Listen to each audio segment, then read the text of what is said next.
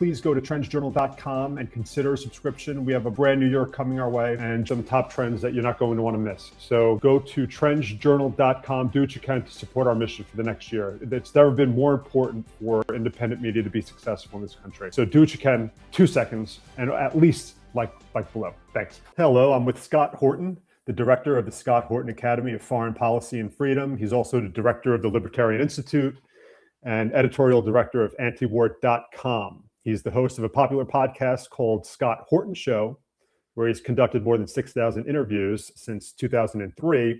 And he's also a very respected author. He wrote books called Provoked, How Washington Started the New Cold War with Russia and the Catastrophe in Ukraine.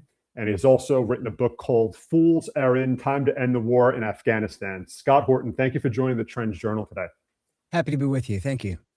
I want to get right to it, Scott.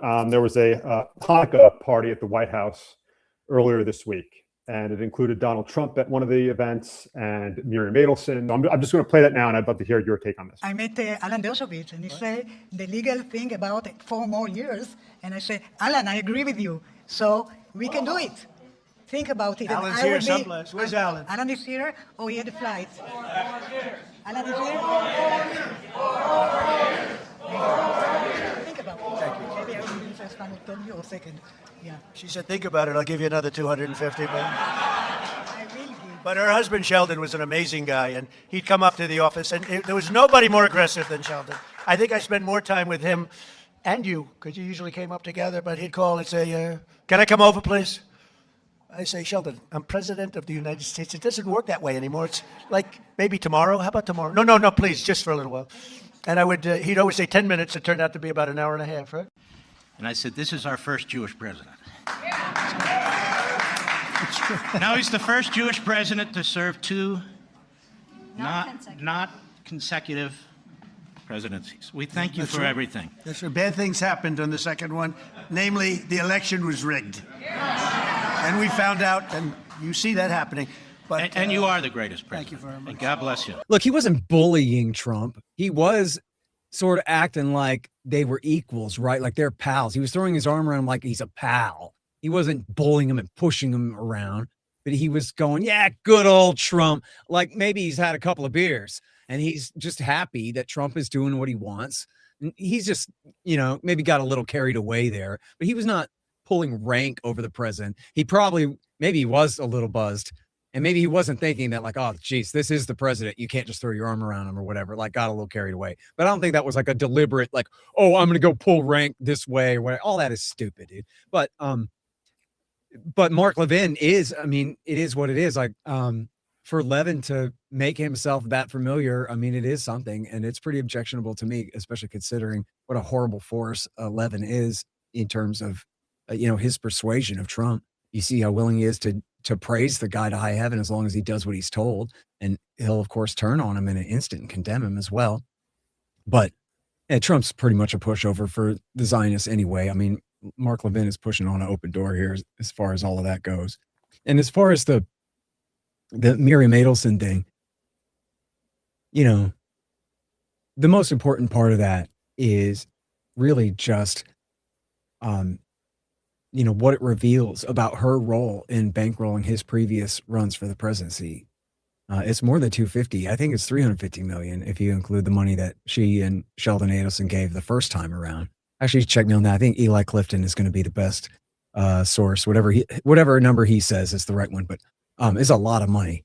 And I wish he would stop talking about the third term thing because he knows he's not going to do that. He's already said that he knows the Constitution forbids that and that there's nothing he can do about that. Doesn't matter what Alan Dershowitz or anyone else says. And he's not going to run for a third term. The whole thing is stupid. The only thing is he likes saying it because it makes liberal Democrat women freak out and he thinks that's funny. And we all do think it's funny, sometimes when liberal Democrat women freak out. And, he likes to get a rise out of people. And so that's like a button he could push and make people panic or whatever. But the thing is, at this point, like the joke is already spent and he's just making himself look like the kind of guy who has no regard for the law that created his office in the first place and limits him to 2 terms. And again, he already knows that and he's acknowledged this. This has been widely reported. even, I believe, in exact quotes, like maybe secondary quotes that people passed on of him acknowledging that he knows he can't run. He's not going to run. It is a joke, but it's a stupid one to keep making. And then in this case, it just gives this Israeli agent of influence, essentially, another opportunity to reveal what an Israeli agent of influence she is and how much influence she has over him. That, she has all this money and it's at his disposal as long as she does what he wants her to do. Right, as long as he does what she wants him to do.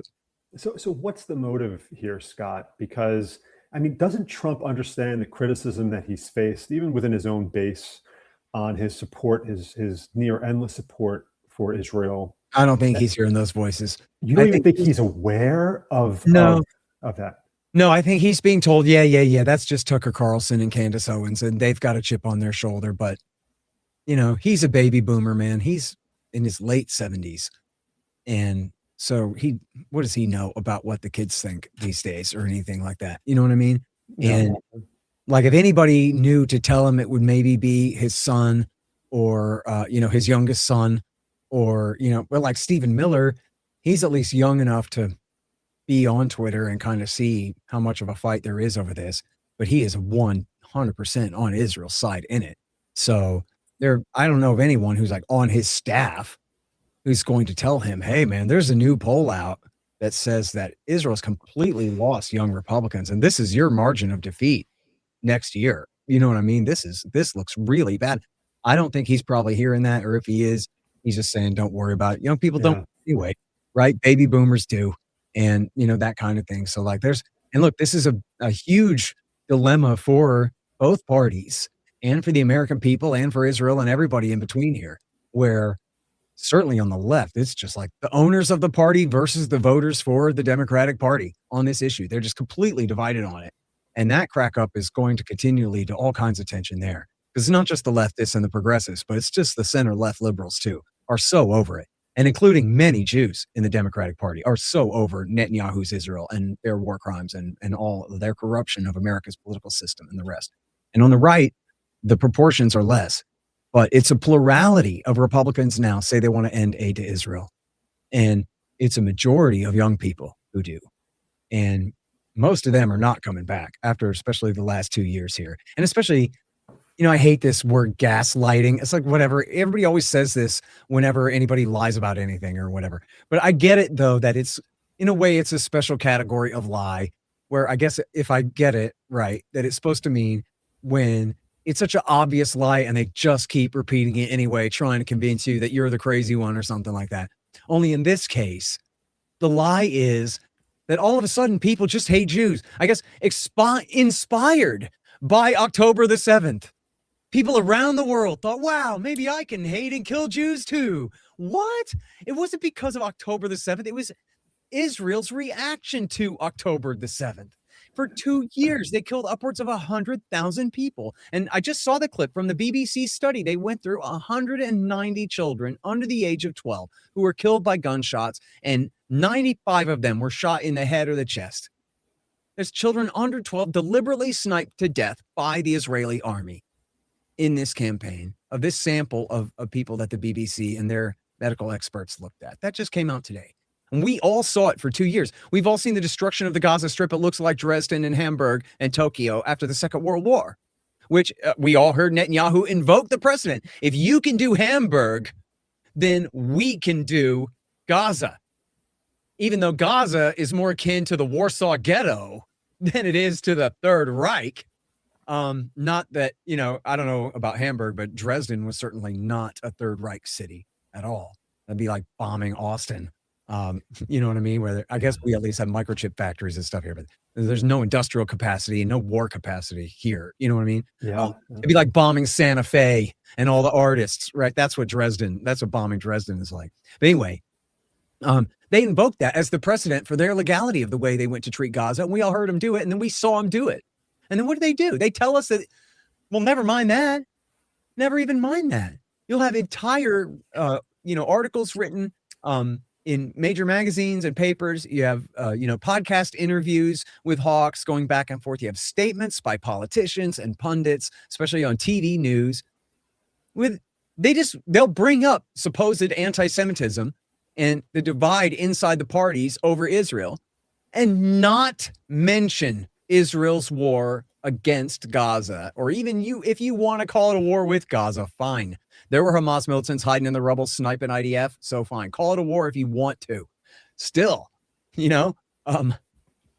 for them to pretend like nobody ever saw that. And just what happened was everyone in America in the year 2025 just woke up and all of a sudden we're all Archie Bunker.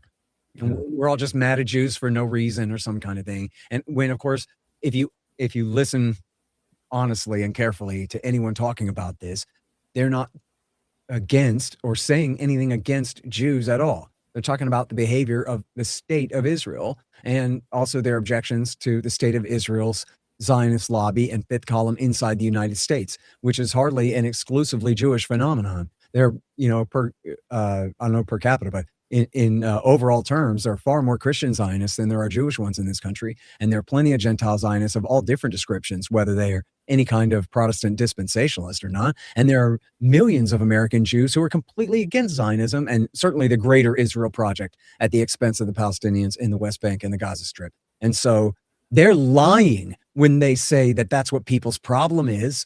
They're lying when they pretend, they're gaslighting, when they just pretend that the Gaza war never happened and that what's going on here is Tucker Carlson, the guy that used to write for Bill Kristol at the Weekly Standard and was on Fox News and was on CNN and MSNBC for years, who we've all known for a generation in our living rooms, that all of a sudden one day he woke up and, as they say, now he's Father Coughlin, the vicious New Dealer turned right-wing anti-Semite of the Roosevelt years. Give me a break. Even though Tucker Carlson, for anyone who watches his show, which is readily available to millions on YouTube, he stipulates in every discussion about Israel that he's not anti-Semitic, that he's not motivated by anti-Semitism, that he condemns anti-Semitism, that he discourages anti-Semitism, that it's against his religion to find anyone collectively guilty of anything, which is the same reason why he's against what the Israeli regime is doing to the poor Palestinians. And he makes that clear every day. And that's, of course, why they hate him and call him an anti-Semite, is because he's not one. And he sets such a great example that, unlike in the lie, the narrative is, if you're on the right, you love Israel, unless you're so far to the right that you're just a fascist and hate Jews, in which case you don't. But he proves that that's not true at all. That here's a guy who absolutely disavows anti-Semitism in the same breath as he disavows the Netanyahu regime's behavior, and for the very same moral principle at stake, that only individual people are guilty of doing the wrong thing, and you can't spread that blame around onto innocent others. Scott, is there a danger now that it seems like more of the far right, what you would consider the far right, has become more critical of Israel's actions? And it seems like it's odd because it's the far right and it's the traditional, I guess, liberals. Is that a weird dynamic where is there a risk that comes with the far right being so critical of Israel and having that be conflated with anti-Semitism in the media or how it's covered? Is that a risk going forward, you think? Well, look, yes, I mean, on the margin, this is happening. To a libertarian like me, I got this force field where my whole political ideology is all rooted in individualism. So the same way that, even though Tucker Carlson is a conservative, but still he's coming from that same American principle of, like in the Declaration of Independence, that everybody is an individual born free kind of thing. And with that way of looking at it, collectivist arguments and racialist type arguments and that kind of thing don't really impress me. They don't really work on me so much.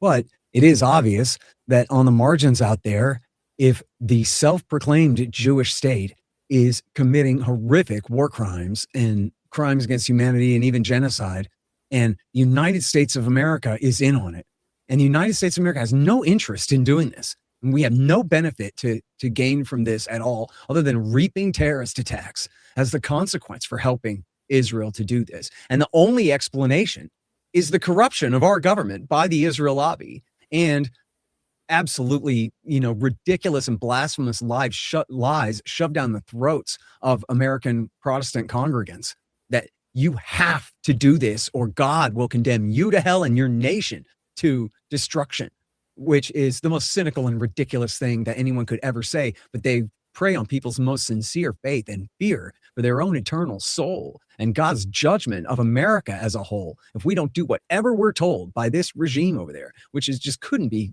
more ridiculous. And yet for people who believe that, it's a big deal to them. You know what I mean? That's the point.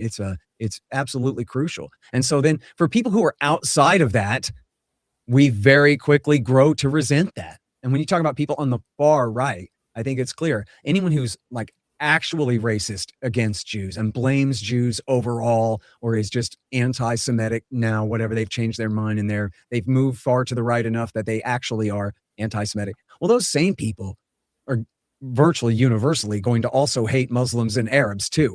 So it's not, you won't hear people who are sticking up for the Palestinians and saying that what the Israelis are doing these people is so immoral and wrong, who also are truly anti-Semitic, because those are the same kind of people who don't really care what they're doing to the Palestinians. They just are mad that we're paying for it. They're mad that this agenda is taking over their other agendas that they want to see Trump accomplish and things like that. And I've seen people who are pretty far to the right on Twitter, for example, sort of mocking right-wingers who say things about like they care for the Palestinians. When the whole point, when from their point of view, if you say that, then you're like a leftist who wants to decolonize, bro, and all your Marxist stuff or whatever, where no, it's just a recognition of their basic humanity. And, you know, as I've long argued, you know, as the academic type say, descriptive, not normative, right? But just the reality of the situation is in 1948, when the Israelis cleansed 750,000 people from their land and took that land and created the state of Israel and this 80-20 super duper Jewish majority over the Palestinian Muslims and Christians who were still inside Israeli borders and granted sort of second-class citizenship there. They could still call themselves a Jewish democracy and all of that stuff. They pretend to be part of the West and whatever, even though they're mostly all from Eastern Europe or from the Middle East itself. And you know what, like that essentially is done and done, man. After World War II, a lot of populations got moved around, and including in Palestine, man. And then they essentially carved all those lines in stone, you know, in the UN Charter and in the developing, you know, world order after that. That's, you know what I mean? But so in other words, they got away with it. They got away with it. But in my mind, and I'm not saying in my opinion, but I'm saying my assessment of like out in the world, it seems like 95% of the entire controversy here is not that. It's the occupations of the West Bank and the Gaza Strip ever since 1967. And in the 67 war, which Israel started, they said it was preemptive, whatever. They started the war, but in that war, they beat Egypt and Jordan, and they took control of all these people, but they were not able for, I guess, political reasons in Washington to, and for the rest of the Cold War and whatever, I don't know all the dynamics, but they were not able to go ahead and push those millions of people out of Gaza and the West Bank. There are millions by then. And they were not able to do that. So they took all that territory, but they kidnapped all those people, millions of Palestinians. They just held them. But they don't want to give them rights, because then it would be much more like a 50-50 type thing. And then it couldn't be a Jewish state anymore. Then it would have to be like equal rights for everyone, or some kind of binational state, or some kind of equality type arrangement. So instead, they'd held them under martial law, under foreign military occupation, not even law, ever since 67. And that is the totalitarian dictatorship on the West Bank, and then off and on the Gaza Strip, when they're not just carpet bombing the place. And so that's what the controversy is holding all of these people where they have no civil rights, no civil liberties, no participation in the government that rules them at all. They have this Palestinian Authority, but that was created as sort of a sock puppet pseudo regime to fill the gap until they achieved the creation of a Palestinian state, which of course never came, and which the Israelis only kind of meant in the first place under Rabin, and then he was killed in 95. And it's been essentially Netanyahu and his guys ever since then. People try to say that Ehud Barak really tried to give up a Palestinian state in 2000, but that's a lie. And they're Robert O'Malley and what's the guy's name? Clayton Swisher debunked that. Clayton Swisher has a book called The Truth About Camp David. I always think it's The Secret History. It's The Truth About Camp David by Clayton Swisher. And Robert Malley as well, you know, completely debunks that mythology about 2000. But that's the root of the problem over there. And that's why Israel needs America so much. Because if they had a policy of just treating their neighbors with basic respect, let the Palestinians have their own state or their own sort of pseudo state, like a binational state, where they get to have a local police force, but not a real military and that kind of thing, then You do that, make peace with all your neighbors, and go about your business. They don't need America then. They need America to subsidize them holding this position of dominance and total strength against all their neighbors and over the Palestinians, and then also to keep anyone else from being able to do anything about what they're doing to the Palestinians. Are people forgetting about what happened in Gaza over the past two years and 2 months, as far as Israel still not allowing the foreign media into the enclave? And really, you don't really hear much about it anymore. I mean, you hear the occasional Hamas leader being killed somewhere in an airstrike, or you hear about the torrential rains that are flooding tent camps, outside of Khan Yunis. Do you think this is? People are always wondering how Israel's going to get beyond what happened in Gaza over the past 2 years. Is this the first step in that process, in whitewashing what happened, in your opinion? Maybe. Yeah. I mean, it's sort of inevitable too, right? They were killing 100 people a day, right? There was like a Waco massacre every day over there. Now they're killing like a dozen a day, like a beach party massacre every day versus a full Waco massacre every day. And so in doing so, yes, that has turned down the attention.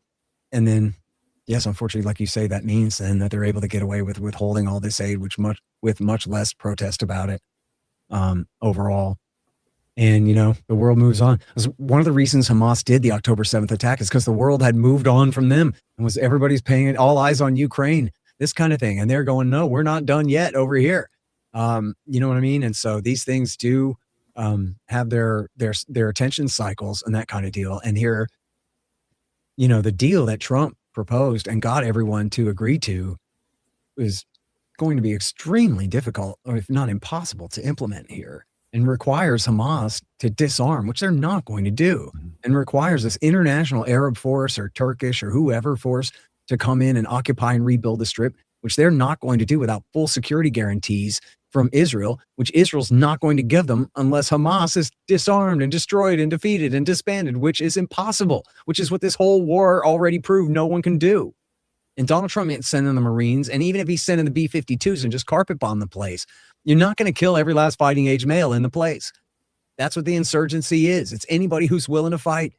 And so, they really failed. That's the story of the Gaza war, is that Israel did not accomplish their goals. They did not destroy Hamas, or they did not make the Palestinian people sufficiently miserable that they will finally pick up and leave, or convince any other state to accept them. And we saw all of these statements from Israeli officials and really working with the Trump administration to try to get Tunisia or Sudan or Ethiopia or even Madagascar. Like they originally proposed the Zionists go to Madagascar. They said, well, no, we'll put the Palestinians on Madagascar, or maybe ship them to Indonesia. Yeah, they'll all go surfing in Bali, the Palestinians now. We'll just move them there on a big railway across the Indian Ocean is what we'll do. We'll put them in boxcars and ship them. And they haven't accomplished any of that. So what do they have? They have an ongoing impossible problem. So if I were a spokesman from Netanyahu, I would say, well, look, we have this yellow line up right now. We control essentially 53% of Gaza and the best land for farming. And we will not provide any reconstruction tools to the Palestinian side closer to the Mediterranean. And they will live in absolute misery. And we'll do they'll die from disease, they'll die from occasional bombing. So instead of one big potential wipeout, we'll get a slow trickle of Palestinians eventually leaving that area. So can Netanyahu make the case, hey, all right, I said that we're going to knock out Hamas, just give me a little more time. It's going to happen. Just give me a little more. Does this buy Netanyahu time? You may be right about that. I mean, the only thing is, I forget if we talked about this last time I was on your show, that the Palestinian side is in such a desperate situation here that they were willing to just bank on Donald Trump's word. He said, this is not just some PR thing. I really mean it. We're going to have a peace thing here. If you live up to your side of the thing, we'll make sure that they do, which again, I don't think Hamas is going to or ever meant to disarm and just go away. Maybe they signed on to that thing in the hopes that they could somehow find some wiggle room in it later, or they'd forget about that part or whatever. But I don't think Hamas is going anywhere. And that's not the only, it's the Israelis also don't want to implement the thing in any way. I'm sorry, I don't have like a long laundry list of all the different counter incentives to getting the thing implemented now, but it's pretty long. And I think that that you're basically right that like, yeah, as long as America will protect Israel and take their side in the thing, that they can essentially starve them out, or like you say, just through disease and whatever, just make people so miserable that they finally give up and go. Although I don't know, they didn't give up and go during all that bombing. And then I guess I'm sorry, because what I was trying to say was that if it's just a war now with fewer bombs, but still just to make them so poor and starving and sick and miserable that they leave, that can be very negative for Trump. He really did stick. That was how he got Hamas to sign on, was he really did stick his neck out pretty far and say, I am the great bringer of peace and solver of this problem, and that kind of thing. That was what they were willing to bank on, was that he's staking his reputation on this. And so man, we got babies dying of hypothermia right now, but whatever. I don't know what to say. I have to believe that there's a limit on how many babies can keep freezing to death in the frozen water over there before somebody tries. I don't know if you saw this, where Trump supposedly, or someone at the White House, wrote a sternly worded letter to Netanyahu about the humanitarian supplies or something. Oh, I didn't hear that. No. And then the Onion said, Trump penned strongly worded check to Netanyahu. So like, basically where we are now, you know what I mean? And like, remember even the contempt that the Israelis treated Vice President Vance with when he went over there, and then they voted to expand settlements while he was there. Yeah. And then the other day they had a vote, or what was it this week? I guess it was last week. They had a vote in the Knesset to essentially ratify and implement the peace plan that the prime minister agreed to with Donald Trump. And the Likud boycotted the vote, and it failed. Netanyahu's party. I know I told you I wasn't going to keep you too long. I had one last question while I have you. Venezuela, I can't let you go without asking your opinion on what's going on there. And also, what's your view of the entire geopolitical, of course, this could be a whole nother conversation, but what's your take on why Trump is so interested in Venezuela and regime change, and flexing American muscle there? What's your opinion on why this is happening, and how do you see this developing in the near future? Well, the real answer to all those is I just don't know what they're doing. Yesterday they had a vote in the House on the War Powers Resolution, essentially to forbid Trump from launching the war by explicitly denying him the authority outright. And then I think what happened, the Trump people were smart and they were telling congressmen different things. You may have seen where Tucker Carlson said on Judge Napolitano's show that he had heard from a congressman that Trump was going to essentially announce the onset of hostilities or increase whatever tension in his speech last night. And that was apparently going around to a couple of different congressmen. We're told that, but then also I now heard, nobody told me this yesterday, but I now heard that they were also telling other congressmen that they were not going to do that. And then I tweeted around, I think like 4 p.m, Texas time, that I saw on Fox News. They were talking about the speech. Brett Baer was interviewing a couple of people about the speech, and there was no indication whatsoever that it was going to have anything to do with Venezuela.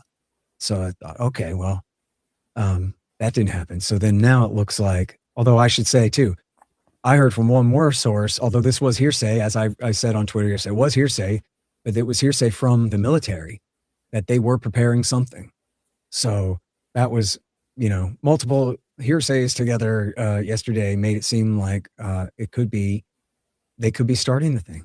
But as I have said for weeks in covering this on my various shows, myself and in various interviews, I have no idea what is really going on here, what they could have possibly told Trump to make him think it's worth it to have amassed this gigantic armada off of the coast of Venezuela to close their airspace, and all of these things. It ain't the drugs.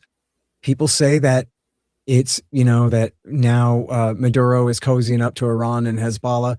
I mean, but in what real tangible way? Not in any way that really threatens Israel. And, who knows? I mean, maybe Netanyahu just calls for regime change off the cuff on a whim when there's nothing truly at stake there, or what. I don't know. It's certainly bad public relations for Maduro to pal around with the Ayatollah in any way. Although I guess Iran's probably the only country that'll cut him a break. But I read a thing in the New York Times in October that said they still had a perfectly good ongoing relationship with Chevron while the other companies had left. That there was a guy that was very close to Chavez who had been on Chevron's board, and that they were able to maintain their relationship there. So there was some speculation that this had to do with Exxon having their eyes on an offshore gas field that they would have to share with, I guess, Colombia or whatever, and that Maduro wouldn't want to do that. And so Exxon wanted to get rid of him. But I don't know that that's really true. And I think that overall, the oil majors really follow the Pentagon and the White House's lead on what they want to do. Like, they have their lobbies and their preferences, but it doesn't really sound right to me that that's what's going on behind the thing. And then there is just the fact that Marco Rubio is the Secretary of State, and they have what the analyst Brad Pierce calls the Florida man occupied government here, where there's just this huge, right-wing Cuban exile influence in Florida politics. And these people are just absolutely obsessed with what's left of the Castroist regime in Cuba and the Maduro regime in Venezuela. And they think that if they get rid of, and this was something that a guy on Twitter who's an anonymous account on Twitter was writing this about the interdiction of the oil tanker and that kind of thing, that the idea is that they can bankrupt Maduro and that he'll be quickly out. If he doesn't have whatever, amounts of drug money and illicit, so-called illicit, outside of sanctions, oil sales money to pay off his regime, that he'll be gone quickly, which I'm skeptical about that, but that's what they think. And then if you follow the chain of dominoes, if Venezuela, either under blockade or under new leadership, is not exporting artificially low oil, discounted oil to Cuba, then the Cuban regime will also fall. And so, they seem to think that they can do this without war. And we've had through this, they have this massive armada of ships. And yet at the same time, we've had reports off and on that the White House has been, and even Trump personally has been talking to Maduro and presumably threatening him, just leave power, okay? Or something, which is not working. But they have been talking. And you might remember there was a clip of Donald Trump in the Oval Office, I'm going to say 3 or 4 weeks ago now, where the famous quote was, he knows not to F with the USA, and he didn't say F. But the quote before that, the sentence before that was, he offered everything. And if I remember it, he repeats himself, Trump, referring to Maduro, he offered everything because he knows not to F with the USA. In other words, he had already achieved an unconditional surrender, except evidently like the one condition, he gets to stay in office. But you want all the mineral rights in the world, you can have them. Not good enough. And yet, is he actually willing to do airstrikes or send his special operations forces to try to truly force a regime change? I mean, all of our basic understanding of the guy is that he'd be hesitant to do that, right? And yet he has dropped a lot of bombs on a lot of countries, mostly wars he inherited. You know what I mean? That's true. But he's been bombing the crap out of Somalia this year at a rate higher than Barack Obama ever did. Higher than, and George. Yeah, I read that on antiwar.com. I read that, the tally. Yeah, that's right. Dave DeCamp has been the only guy in the world reporting on that this year. No one else. Yeah. I mean, you do Google search on Somalia and it's not even mentioned. And it's incredible that the Pentagon doesn't even feel the need to report on civilian tolls and things like that. It's just nothing. Although that is, it is relevant that is a war on behalf of the pretended government, at least in Mogadishu, against their stateless rebel opponents, right? That's still not the same as launching a regime change. Yeah. You know what I mean? Although it could be like if the CIA and the Air Force or if they tell Trump, hey, we got sights, we got eyes on him, we got a laser on him, we'll drop a bomb right on his head and take care of this problem. He might do that. He took the opportunity to kill Qasem Soleimani, the head of the Iranian Quds Force in Iraq, and that could have started a war, back in his first term, the end of 2019. Or I always get that timeline wrong with the tit for tat with the Kataib Hezbollah group there. I got to refresh my memory. Anyway, when he assassinated Qasem Soleimani in Iraq. So I really don't know what's going to happen. I mean, the thing is, we all know that he's got no legitimate excuse to launch a war. So we'd like to think, well, good, then he won't. This is going to blow over, And as I said yesterday, I don't on Twitter. I don't like to be an alarmist about near-term future things. Like my job is to tell you things that already happened. My career is not going around like going, oh, I'm making the following predictions or whatever kind of thing. Like that's not what I do. What I said yesterday was, I am hearing from people that they're being told that something big is going to happen today and that he's going to escalate it. I got, as I said, one guy who's hearing this from the military. I got other people who are hearing this from Congress. I mean, it's a fact that the administration was telling people in Congress yesterday that that was going to be in the speech. Oh, and then I don't think I ever wrapped up that point that I was trying to. I'm sorry, because I ramble and go on my tangents, and I got Joe Biden brain myself right now, is that apparently the purpose of spreading those rumors in Congress was to disrupt the vote on the War Powers resolution. So they're talking about the rumors that he was going to announce last night. That's right. Impending war. That's right. The same rumors that Tucker Carlson was talking about, because then, if they thought that a congressman needed to hear, listen, Trump is doing something today, you can't get in the way of that, then they told them that. Or if they thought, dude, if they thought it was better to tell them he's not going to do anything, so you should not vote for this because you're just making an issue out of it, you're going to end up provoking the guy, so you should shut. Then they'd tell them that. And what they were trying to do was just make sure that the War Powers resolution failed, which it did. And so they never meant to, he was never going to give a speech announcing an escalation, evidently. Although again, one of the rumors I heard came from the military, not from the Congress. So I don't think that was just politics, although plans change. You never know exactly what's behind that, but I don't know exactly what's behind that. But it does make sense, though, that the White House was spreading rumors about this and against this, depending on which congressman they were talking to try to collect votes or scrape away votes from Massey and the vote on the War Powers resolution. And so that was what Tucker heard. And then when I heard that repeated by a couple others, I decided, well, man, let's get the phones ringing at the White House and try to make a big deal about it on Twitter. Because as I said, like the worst that can happen is I look like a jerk for being like an alarmist. I never said, I hereby predict war. I said, I am being told this. And I think we ought to, all of us regular nobodies ought to do everything we can to try to tell the White House and let them know that we do not support it. And I still think that that's worthwhile. You know what I mean? And so I don't know. I guess if I had it to do over again, I would have just more explicitly stated exactly why I was doing it and what I was hearing. My first tweet, I did say apparently imminent war, which is really overstating it. But whatever, apparently, I don't know. Apparently that's a lot of wiggle room right there. It's some wiggle room. But then again, it's, you know what? It's funny because it's overstating it and it's wiggle room at the same time, right? I love the word suggests. All right. Suggest is a good word to cover. See, I don't ever deliberately use a weasel word. I could never say, oh, the imminent war, because I don't know that. I'm not going to sit here and pretend to know that. When I said apparently, I was referring to what I was hearing from what Tucker said on the Judge's show and what I had heard from another source that was coming from Congress and what I heard from another source that was coming from the military. Although, as I said, all those were hearsay themselves. And as I said, like in a follow-up to my original tweet, I am getting hearsay about this. I don't claim to have White House sources. I've never claimed to be a journalist. I'm a radio host. And I do whatever original journalism I've ever done is in my books. And you can tell when it's original reporting by me versus, like if I'm the one digging through the documents or I'm the one who interviewed one guy who he and his unit committed war crimes in Afghanistan. That's in my book, Fool's Errand, stuff like that. There are limited occasions like that.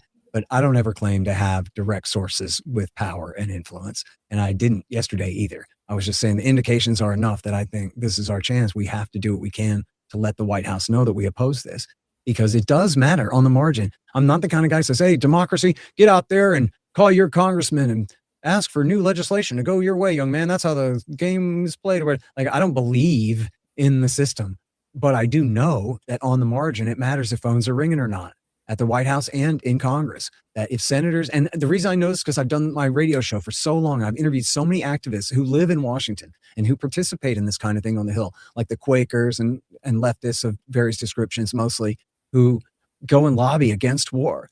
And they have told me explicitly, it matters a lot whether the staffers tell the congressmen and the senators that the phone has been ringing off the hook today and people are pissed. They won't stand for it, or whether that is not the case and whether the phone is not ringing off the hook and whether the staffers are telling the congressman, apparently nobody cares. So go along with what the leadership is asking you to do here or whatever. Like these things, it is the margin.